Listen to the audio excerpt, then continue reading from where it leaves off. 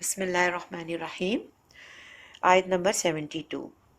یہ وہی قصہ چل رہا ہے اور اسی کا ہی آگے ہے۔ وَإِذْ قَتَلْتُمْ نَفْسًا فَادَّارَأْتُمْ فِيهَا، اور جب تم نے ایک شخص کو قتل کیا تو اس میں باہم جھگڑنے لگے۔ وَاللَّهُ مُخْرِجٌ مَا كُنْتُمْ تَكْتُمُونَ، اور لیکن اللہ جو بات تم چھپا رہے ہو اس کو ظاہر کرنے والا ہے۔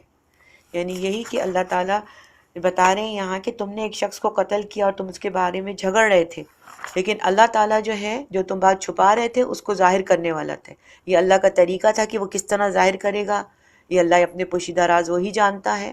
تو اللہ نے کیسے ظاہر کیا، آگے اللہ تعالیٰ ہی فرما رہے ہیں فَقُلْنَا اضْرِبُوهُ بِبَعْضِهَا، تو ہم نے کہا کہ اس بیل کا کوئی سا ٹکڑا مقتول کو مار دو۔ كَذَلِكَ يُحْيِي اللَّهُ الْمَوْتَى وَيُرِيكُمْ آيَاتِهِ لَعَلَّكُمْ تَعْقِلُونَ، اس طرح اللہ مردوں کو زندہ کرتا ہے اور تم کو اپنی قدرت کی نشانیاں دکھاتا ہے تاکہ تم سمجھو۔ یعنی اللہ تعالیٰ یہاں فرما رہے ہیں کہ اس طرح دیکھو میں نے انسان کو زندہ کیا اور اللہ قادر ہے مردوں کو زندہ کرے گا، اسی طرح قیامت کے دن تم لوگوں کو بھی زندہ کرے گا، اور اللہ تعالیٰ اپنے قدرت کی نشانیاں تم لوگ کو دکھاتا ہے تاکہ تم عقل کرو، سمجھ کرو کہ تم کو واپس میرے پاس ہی آنا ہے اور میرے پاس آنے کی تم دنیا میں تیاری کر لو۔ آیت نمبر 74 اور اس سے آگے ثم قست قلوبكم من بعد ذلك فهي كالحجارة أو أشد قسوة، پھر اس کے بعد تمہارے دل سخت ہو گئے گویا وہ پتھر ہیں یا ان سے بھی زیادہ سخت۔ یہ بنی اسرائیل کو کہا جا رہا ہے کہ اتنا آپ تم پر احسانات کیے اللہ تعالیٰ نے، اتنے احسانات کرنے کے بعد بھی تمہارے دل اندر سے بالکل سخت ہو گئے، تمہیں توبہ استغفار کرنی چاہیے، اللہ سے معافی مانگنی چاہیے، مگر اس کے برعکس تمہارے دل پتھر کی طرح سخت ہو گئے۔ اتنے سخت ہو گئے یعنی یوں سمجھیں کہ دل اتنے سخت ہو گئے کہ وہ پتھر ہیں یا اس سے بھی زیادہ سخت ہیں۔ آگے بتایا جا رہا ہے پتھروں کی قسمیں، وَإِنَّ مِنَ الْحِجَارَةِ لَمَّا يَتَفَجَّرُ مِنْهُ الْأَنْهَارُ، اور پتھر تو ایسے ہوتے ہیں کہ ان میں سے چشمے پھوٹ نکلتے ہیں۔ وَإِنَّ مِنْهَا لَمَا يَشَّقَّقُ فَيَخْرُجُ مِنْهُ الْمَاءُ، اور بعضی ایسے ہوتے ہیں کہ پھٹ جاتے ہیں اور ان میں سے پانی نکلنے لگتا ہے۔ وَإِنَّ مِنْهَا لَمَا يَحْبِطُ مِنْ خَشْيَةِ اللَّهِ، اور بعض ایسے ہوتے ہیں کہ اللہ کے خوف سے گر پڑتے ہیں۔ وَمَا اللَّهُ بِغَافِلٍ عَمَّا تَعْمَلُونَ، اور اللہ تمہارے عملوں سے بے خبر نہیں ہے۔ اب یہاں پر جیسے بتایا کہ ان کے جو دل ہیں بنی اسرائیل کے پتھر سے بھی زیادہ سخت ہو گئے تھے، کیوں؟ ان کی نافرمانیوں کی وجہ سے۔ اب ہم نے شروع میں ایک آیت پڑھی تھی کہ ختم اللہ علی قلوبہم وعلی سمعہم وعلی ابصارہم غشاوہ، یعنی کہ اللہ تعالیٰ نے ان کے دلوں میں مہر لگا دی۔ اب ان سب پڑھنے کے بعد ہم کو یہ احساس ہو جانا چاہیے کہ اللہ تعالیٰ مہر کیوں لگاتے ہیں۔ اللہ تعالیٰ اسی وجہ سے مہر لگاتے ہیں، ان کی نافرمانیوں کی وجہ سے۔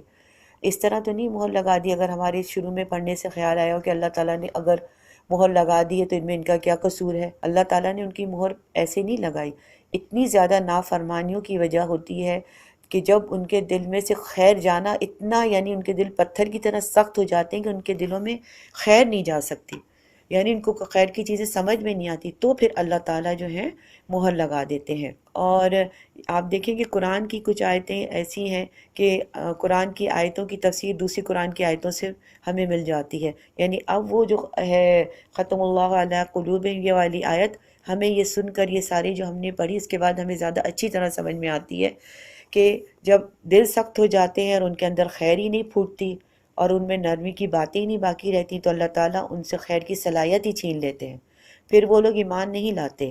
یہی وجہ تھی کہ یہود جو ہے حضور صلی اللہ علیہ وسلم پہ ایمان نہیں لا رہے تھے، نہ قرآن پر ایمان لا رہے تھے، حالانکہ ان کو پتہ تھا، جانتے بوجھتے بھی انہوں نے کفر کیا۔ تو اللہ تعالیٰ نے کیا کیا، ان کے دلوں میں مہر لگا دی۔ اب یہ تاکہ کوئی حجت ہی نہ رہے، اور حجت ہی نہ رہے کہ انہوں نے انہیں ان کی کسی بھی یعنی کہ یہ لوگ نافرمان نہیں تھے اور یہ سب اس کی وجہ سے اللہ تعالیٰ نے ان کو چھوڑ دیا، ایسا نہیں تھا کہ انہوں نے نافرمانیاں کی ہیں اور جس کی وجہ سے اللہ تعالیٰ نے ان کے دلوں میں مہر لگا دی ہے، اور یہی ہے کہ انہوں نے حق کو نہ مانا، ٹال مٹول کرتے رہے اور اللہ کے کسی بھی ہدایت کو جو ہے وہ نہیں مانتے تھے، اور ہر ہدایت میں ان کو تمسخر کرنے لگے اور ان کے اندر خیر ہی نہیں جا رہی تھی، ان کی کسی بھی بات سے خیر نہیں نکل رہی تھی، اور وہ لوگ جو ہے سخت دل کے سخت ہو گئے تھے. دل کے سخت اسی وجہ سے ہو گئے تھے، ان کی نافرمانیوں کی وجہ سے. یہ اگر اپنی کتابوں میں لکھا ہوا ان کو نہ بھی بتائیں گے تو بھی اللہ کسی طور پر ظاہر کرنا چاہے تو ظاہر کر دے گا. ٹھیک ہے نا. اور کئی چیزیں جو انہوں نے اپنی کتابوں سے مٹا دی ہیں، تحریف کر دی ہیں، وہ قرآن پاک میں، قرآن شریف نے اللہ تعالیٰ نے ہر چیز کو واضح طور پہ بتا دیا گیا ہے. ٹھیک ہے. اگلی آیت ہے وَمِنْهُمْ أُمِّيُّونَ لَا يَعْلَمُونَ الْكِتَابَ إِلَّا أَمَانِيَّ وَإِنْهُمْ إِلَّا يَظُنُّونَ. اور بعض ان میں ان پڑھ ہیں جو اپنے خیالات باطل کے سوا اللہ کی کتاب سے واقف نہیں ہیں، تو وہ صرف ظن سے کام لیتے ہیں. یہ پہلے تو آپ کو بتا دیا کہ ان کے علماء کا اور اہل کتاب کا جن کو علم تھا وہ یہ کیسی کیسی باتیں کرتے ہیں. اب ان کے ان پڑھ لوگ تھے، وہ کتاب توریت سے تو بے خبر تھے، لیکن وہ صرف اپنے وہم و گمان اور آرزوؤں میں رہتے تھے، گمانوں پر ان کا گزارا تھا. تو ان میں سے جب انہیں علماء بتا دیا کرتے تھے کہ مثلاً کہ ہم اللہ کے چہتے ہیں کیونکہ ہم چنے ہوئے لوگ ہیں، نبی ہماری قوم سے آئے ہیں، تو ہم جہنم میں صرف چند دن رہیں گے. ٹھیک ہے نا. جہنم میں ہم صرف چند دن رہیں گے، ہمارے بزرگ جو ہمیں بخشوا لیں گے.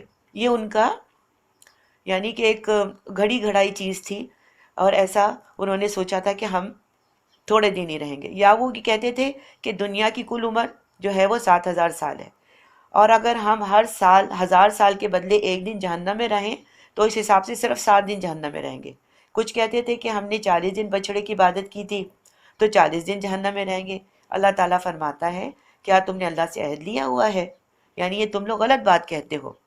تو اور تم یہ جو ان پڑھ لوگ ہیں ان سے یہ صرف الٹی سیدھی باتیں کرتے تھے.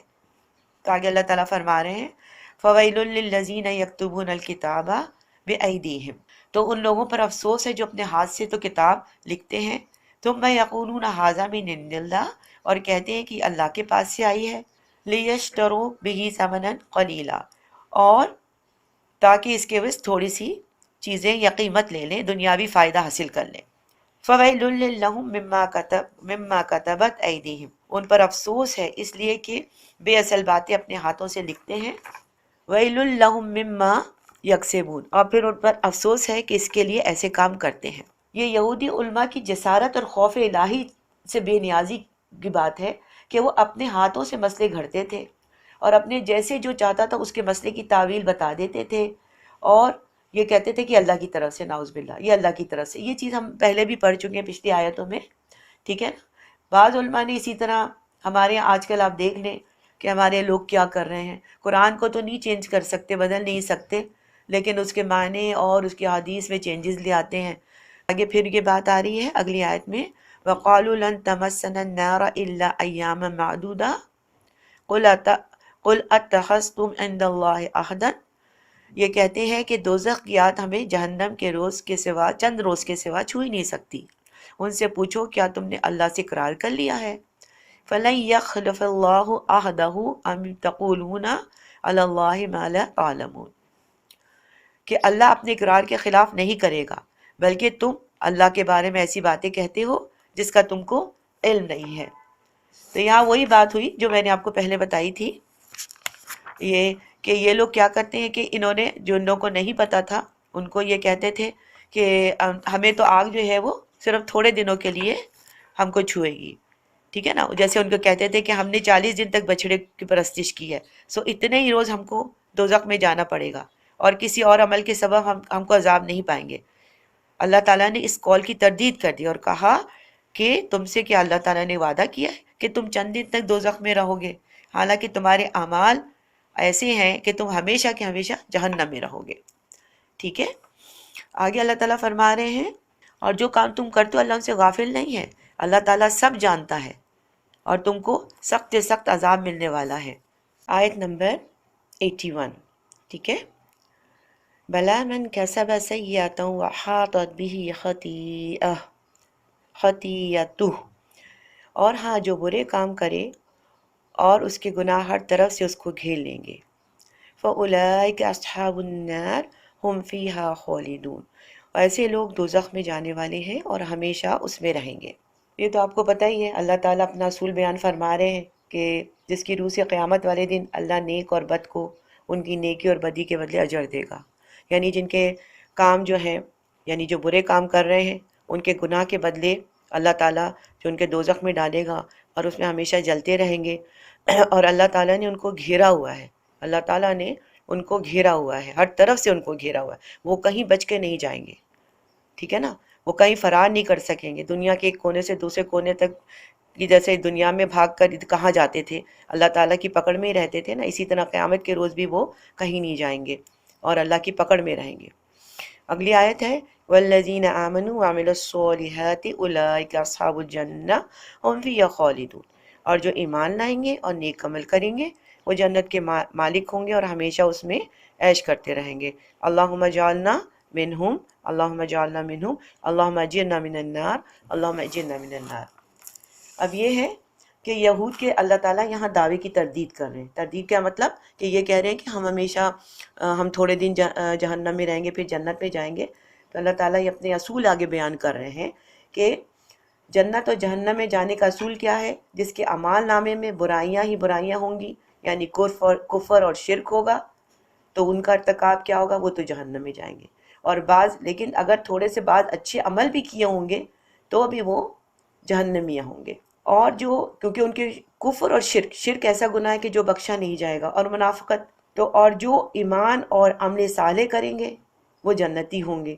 اگر مومن گناہ گار بھی ہوگا تو اس کا معاملہ اللہ کے سپرد ہوگا، وہ چاہے گا تو اپنے فضل و کرم سے اس کو معاف کر دے گا، یا اس کو کچھ سزا دے کے جہنم سے نکال دے گا، یا نبی صلی اللہ علیہ وسلم اس کی شفاعت کریں گے تو اس کو اللہ تعالیٰ جنت میں داخل کر دیں گے۔ لیکن یہ ایسے لوگ ہیں، ہر کوئی کی شفاعت نہیں ہوگی، یہ ایسے لوگ ہیں جو دنیا میں نیک کام کرتے تھے، جو مومن تھے، لیکن مومن انسان بھی خطا کا پتلا ہوتا ہے، اگر کوئی اس سے خطائیں ہو گئی ہوں گی تو اللہ تعالیٰ ان خطاؤں کو معاف فرما دیں گے، اگر نہیں تو حضور صلی اللہ علیہ وسلم کی شفاعت نصیب ہوگی۔ ایسے لوگوں کو حضور صلی اللہ علیہ وسلم کی شفاعت نصیب ہوگی۔ یہ نہیں کہ ہم گناہ کرتے جائیں اور یہ سوچتے رہیں کہ نہیں ہم بھی جنتی ہیں، ہم تو حضور صلی اللہ علیہ وسلم کی امت سے ہیں، ہم تو چنے چنائے لوگ ہیں۔ تو اللہ اپنا اصول بیان کر رہے ہیں یہاں پہ کہ قیامت والے دن اللہ تعالیٰ نیک اور بد کو ان کی نیکی اور بدی کے بدلے میں اجر دے گا۔ اس دعا کے ساتھ میں اختتام کرتی ہوں۔ ربنا آتنا فی الدنیا حسنہ وفی الآخرۃ حسنہ وقنا عذاب النار وادخلنا الجنہ مع الابرار، یا عزیز یا غفار یا رب العالمین۔ یا اللہ ہمیں تو عمل کرنے والا بنا، آمین یا رب العالمین۔